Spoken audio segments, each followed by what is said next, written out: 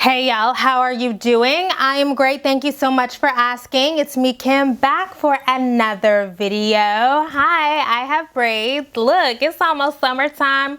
You know, where I live, it's already warm. It's gonna be 80 degrees next week, so get your summer hairstyles together. Okay.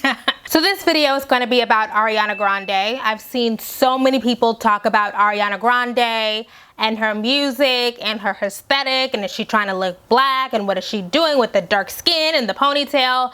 So I decided that I'd take some time to explore it. Ariana started out as just a cute white Disney star, and she looked exactly how you would expect a cute white Disney star to look. And now she looks like this. Now, she hasn't always looked like this in her pop music career. Earlier on in her career, this is her 5th album, Thank You Next. So earlier on in her career, she still had the dark tan, but it was a much softer, more classically feminine presentation. And now Ariana has evolved to street style. It's a different feel, you know, an ethnic feel. If you follow the progression of her music and her aesthetic, you could probably see this coming, right? So she started off very more traditional pop music, more traditional look, and then she slowly got edgier and edgier over time. And to be fair, she's young. This woman is crazy successful, and she's only 25 years old. So all of this could be a matter of her finding herself, you know, meeting new people, experimenting with new influences. Like, that stuff is normal. But this particular look that she settled on and the music that she's into really exemplifies something very particular that's happening in our culture largely right now. I've seen more than a few people come at Ariana hard because they say she's blackfishing. Now, that's a term dubbed by Wanda Thompson on Twitter. So that's who brought this like whole phenomena to my attention, at least. So she's like, look at these girls who are trying to look black on Instagram. This is the thing. And then there were all of these photos under that original tweet, and that tweet was retweeted tens of thousands of times. It's probably like at 100,000 likes right now. So many people caught on to it, and there were so many black women in particular commenting under that original post and me like, what the fuck? Like, what is going on? Now, I'd say those girls are trying to look black-ish. And that matters because that aesthetic has taken over Instagram. Do you have an Instagram account? Because you've definitely seen the look of light skin. Well, okay, so as a black woman, I say light skin, but I'll take that out of it. Brownish skin, you know, bronzy, brownish skin, curly hair, the Fashion Nova-y, you know, athleisure-y clothes with expensive shoes look, right? And then the curvy kind of body.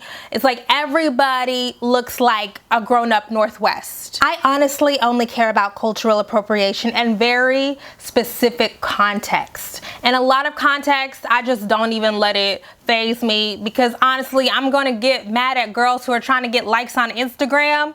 Girl, no, I'm grown. I have bills to pay. But I am particularly concerned about cultural appropriation when I consider who's getting paid off this. Is there exploitation? Is there citation? Are you taking up someone else's spot? How are you profiting? Are you sharing those profits with someone who is relatively less privileged than you? That stuff really matters to me when I come to a cultural appropriation conversation. But the question is, do I think Ariana Grande is blackfishing? Kinda.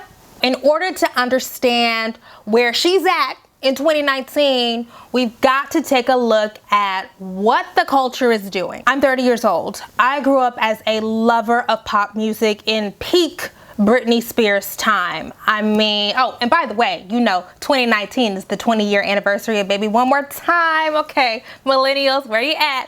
But anyways, the point is, at that time, it was the blonde girl next door was everywhere. Britney was the biggest pop star in the world at like 18, 19, 20, 21 to like 1999 to like 2004. She was it. But then we also had the Christina Aguileras, we had the Mandy Moores, we had the Jessica Simpsons. A little bit later, we got into the Willa Ford. Like, so many blondes, skinny, white girl pop singer knockoffs. Like, that was the most profitable look in pop music. Now, of course, there were black entertainers like in that pop R&B lane, but when it comes to ubiquity and chart positions and just mass media permeation, it was the little thin blonde girls. That was a tough time to be a black girl who liked pop music.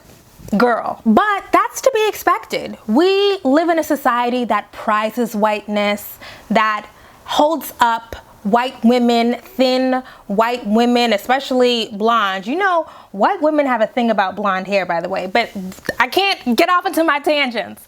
But these thin blonde white women are held up as the ideal. Like, that is a foundational component of mainstream American culture. As a lover of pop music and of images, it's been so interesting to see how that has changed over time.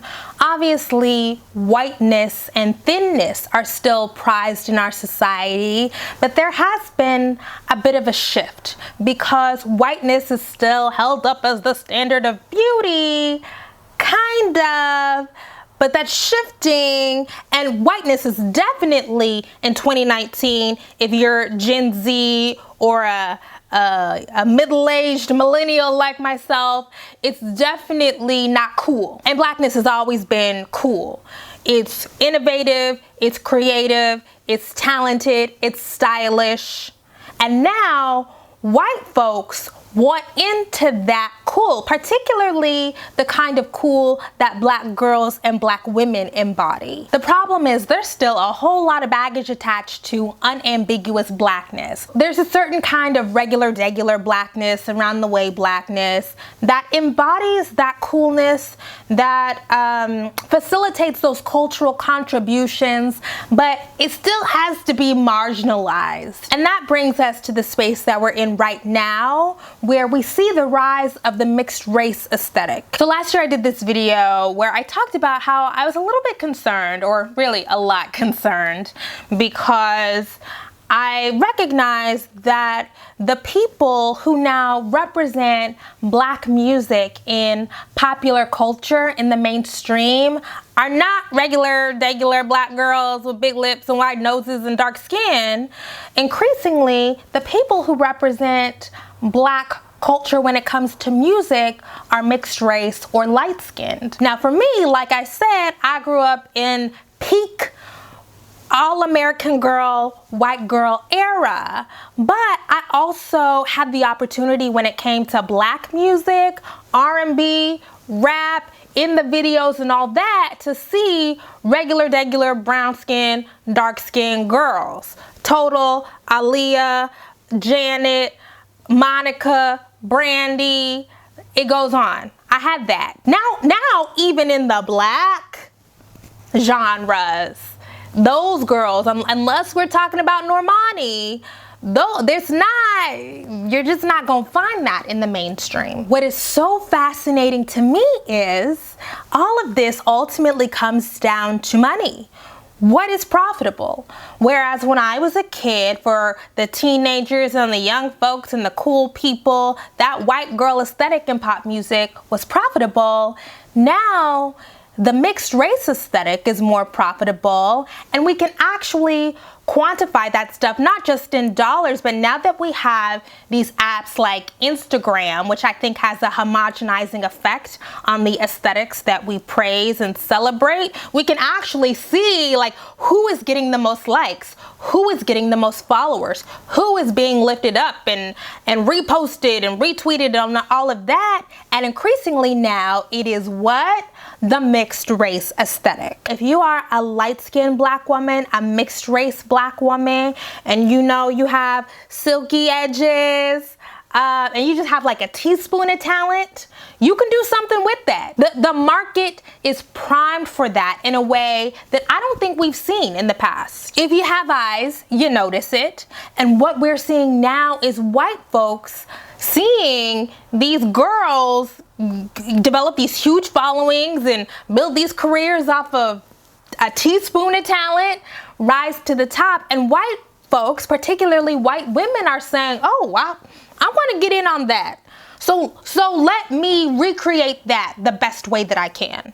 I don't even think they are consciously doing it, right? I don't even know if the ways that these women are mimicking blackness in their aesthetic or whatever is malicious. And I think that's actually scary, because we might be getting to a point where this aesthetic that, if you know the history, is built upon blackness and black girl cool and black girl innovations and aesthetics, is now being detached from blackness. That's a little scary for me. The way that colorism and racism are set up, it's not too hard if you can effectively mimic that black girl cool to get to the top of a hierarchy if you have a certain kind of aesthetic. I mean, that's the Rachel Dolezal thing, right? I cannot find this quote anywhere, but I swear I saw Bell Hooks say one time that Rachel Dolezal went from being at the bottom of white women to the top of black women. And that is how our culture works, right?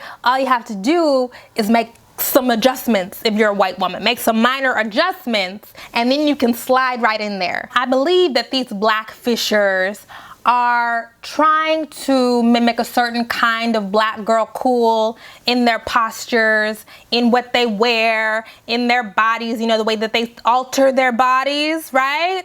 Isn't it a crazy time we live in where white women are getting butt shots? That's whoever would have guessed that? Anyways, I know that these women are not trying to be black like me.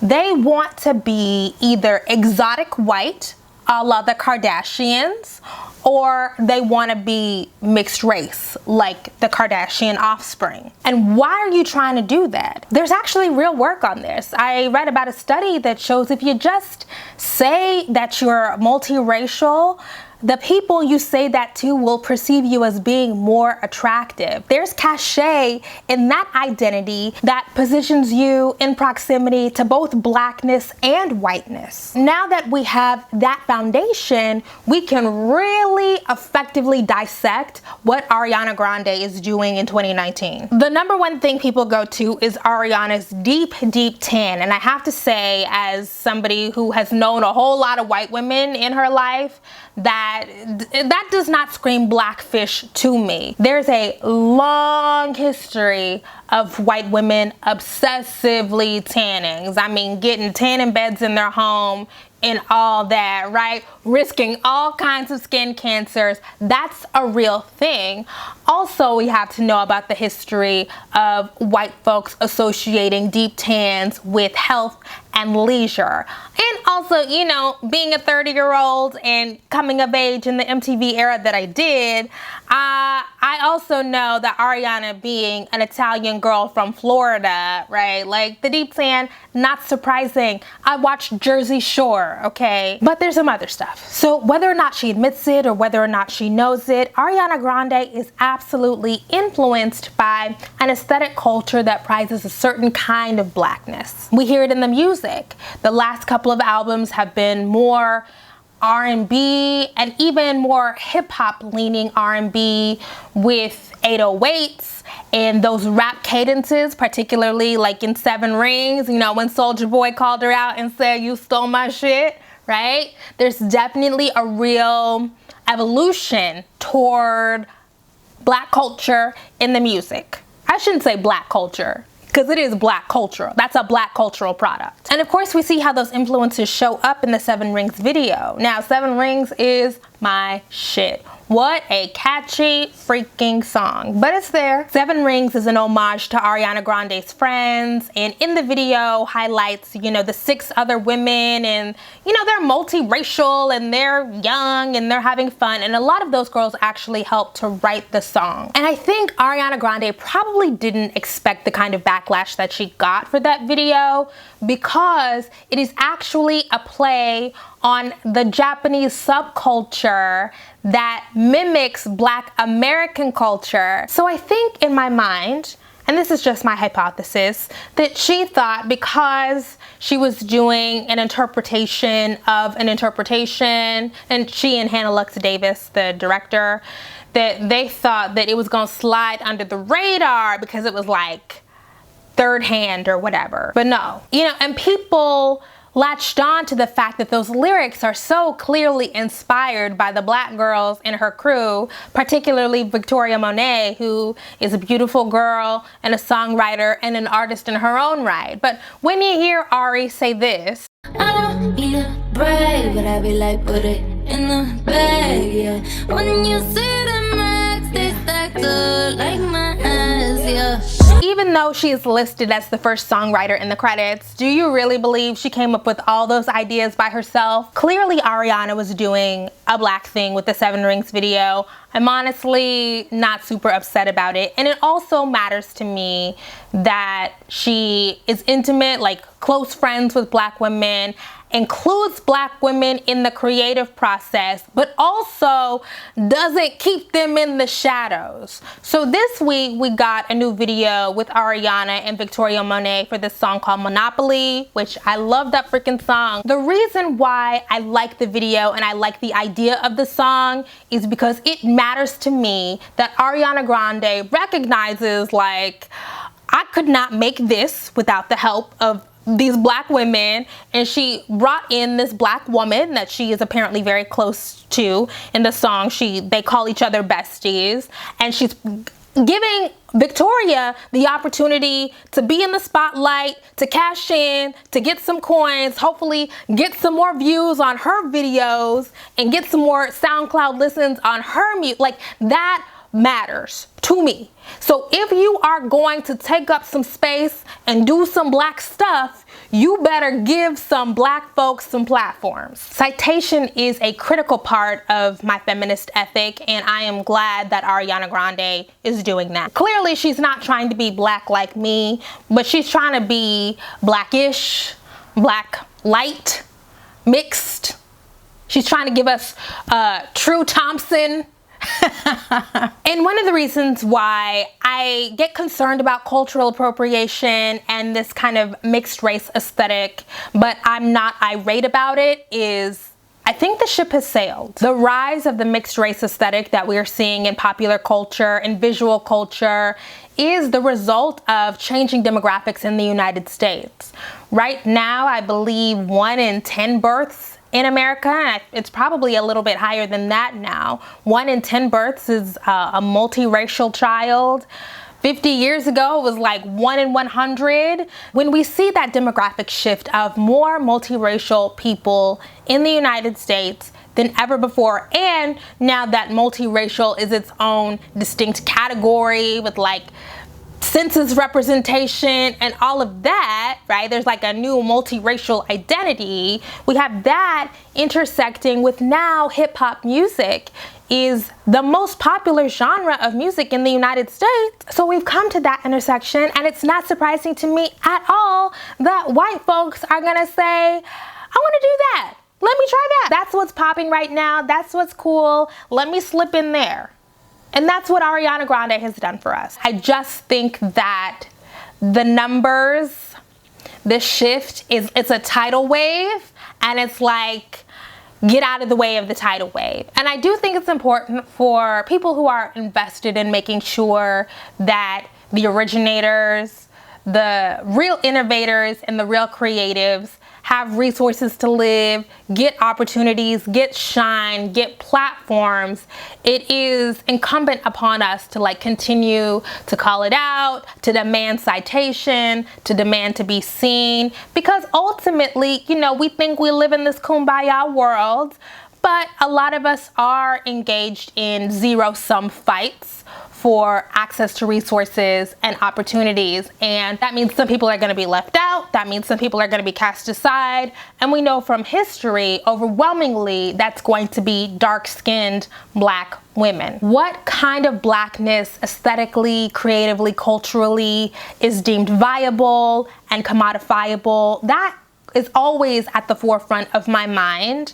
At the same time, I do not believe that the best use of my time on this planet as a grown-ass woman is me yelling at white people who are trying to jump on trends. Like, I don't think that that's gonna be productive. I don't have answers. I think I don't have answers because these are huge structural problems that an individual solution is not going to fix. I know that as an individual consumer and as a person with a platform, I can make it my business to spend coin and time and resources in celebrating, you know, the originators, the OGs, the regular Black girls with big noses and big lips and big booties and make sure that, like, in my space, like, we know where this comes from. This is probably a phase for Ariana Grande. She's not going to be doing this in 5 years. She's definitely not going to be doing it in 10 years. So I'm definitely curious to see how she will transition out of this phase, who she will bring with her, you know, what's going to come next. Hopefully we don't have a Miley 2.0 situation around here. You know, that's all I have to say about that. Ariana Grande, she want to be mixed. She wants to be a mixed girl real bad, like everybody else, honestly. Not me. I'm good, okay? Black is beautiful around here, but the rest of y'all, I see what you're trying to do. Thank you guys so much for watching. Be sure to like, share, and subscribe. Up on Patreon, the latest video is about Cardi. It's about Nipsey Hussle. It's about Jussie Smollett. Go over there to watch that. Of course, it is patrons only. Leave a comment, send me an email, DM me on Instagram or on Twitter.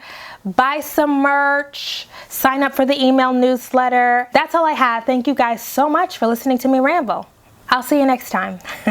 This was not a rant. I was not rambling. These were well-constructed thoughts. Thank you. I'll see you next time. Bye.